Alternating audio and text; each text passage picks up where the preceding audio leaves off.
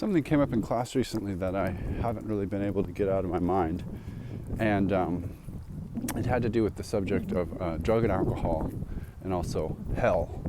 So anyway, the first thing is a student was reacting to something that was shared in class that had to do with some research from a Harvard psychologist named Robert Waldinger. And basically one of his quotes is that the good life is built in good relationships, which perhaps is pretty obvious, or not, the value of relationships in terms of well-being.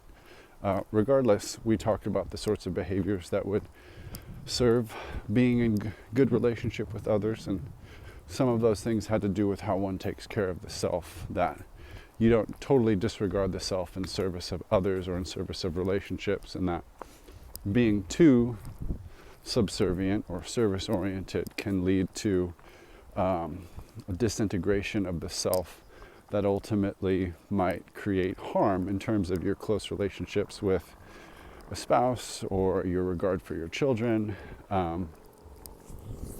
Anyway, and then alcohol and drugs came up, and it was kind of generally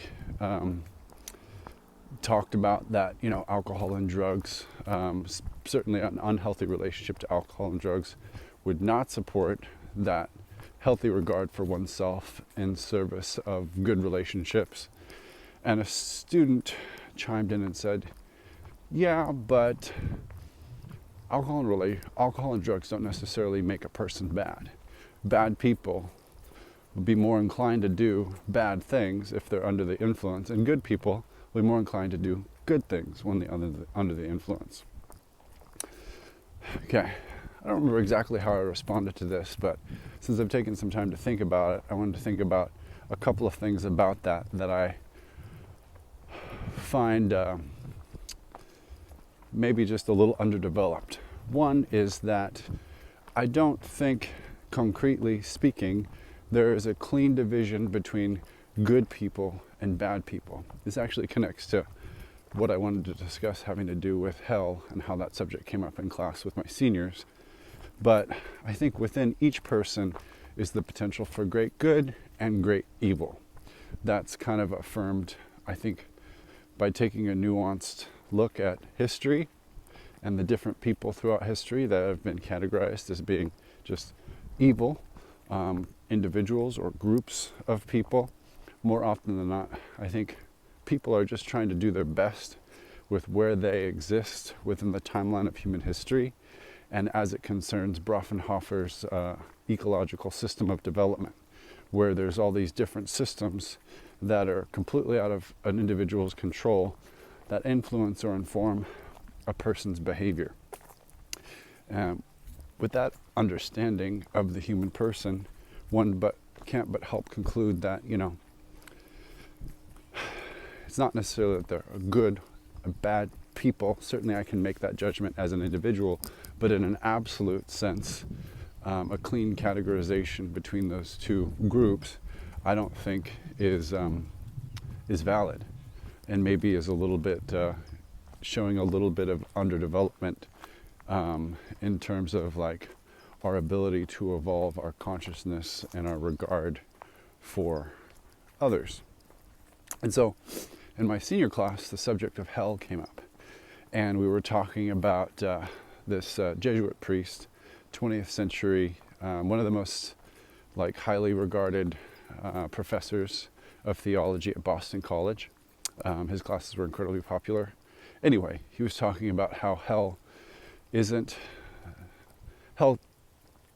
in all likelihood could be completely empty. And, I think the most rational conception of hell shouldn't really be that it's a place, certainly not defined by some description like Father Arnold in Portrait of the Young Man as an Artist, where the main character visits a brothel, has his fun, and the very next day is subject to this weighty sermon about hell and different pound weights being dropped upon a person and endless torment and all that sort of.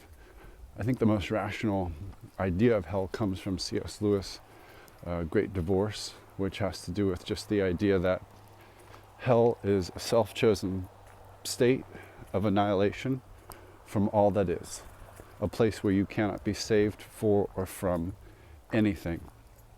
This gives individuals the right to exercise their free will to remain in that self-chosen state of annihilation. And I think it's true that one can be on the path towards annihilation or salvation here in this life. And so the student clearly was frustrated by the idea that that which is God could have such a positive regard for all of creation that even a person who's done absolutely horrible, terrible things would not be judged accordingly and cast to this place. But my response was like, would not that which is worthy of devotion have positive regard for all of, and we'll use the theological term, creation, or the cosmos, or the universe? And if that great mystery that is God would not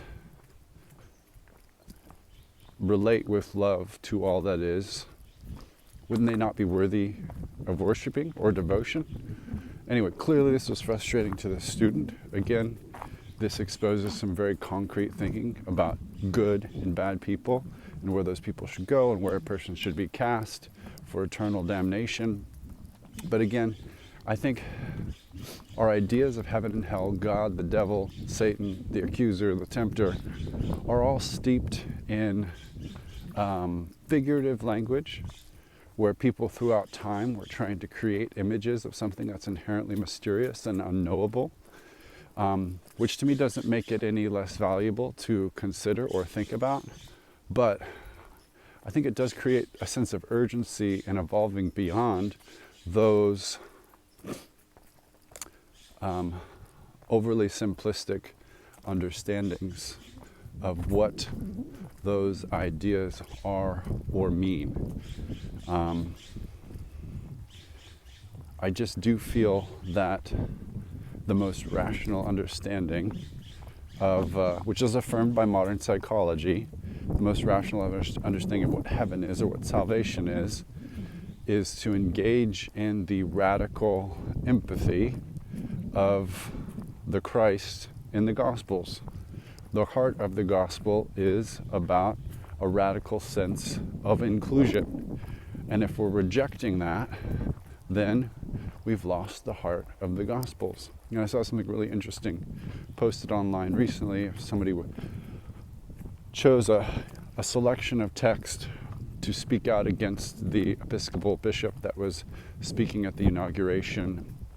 Something, there's all these quotes in Samuel and Titus about a woman's place in church, and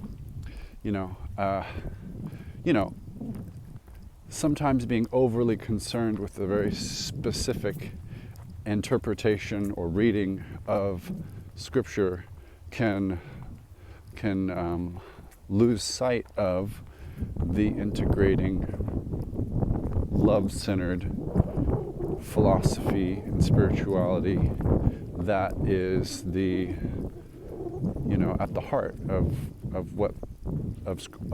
the direction to which all Scripture is headed, which is salvation, the resurrection, the extinguishing of the power of death.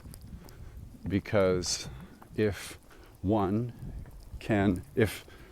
God in the form of Christ can conquer death, then what power does evil have over any man?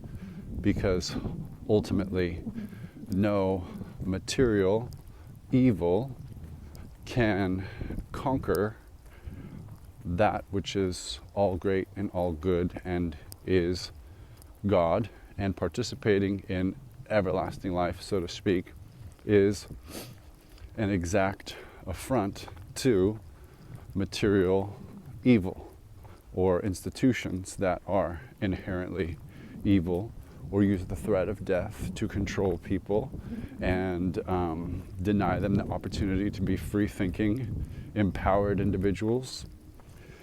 So I've rambled on enough, but that's what was up in my religion class this week.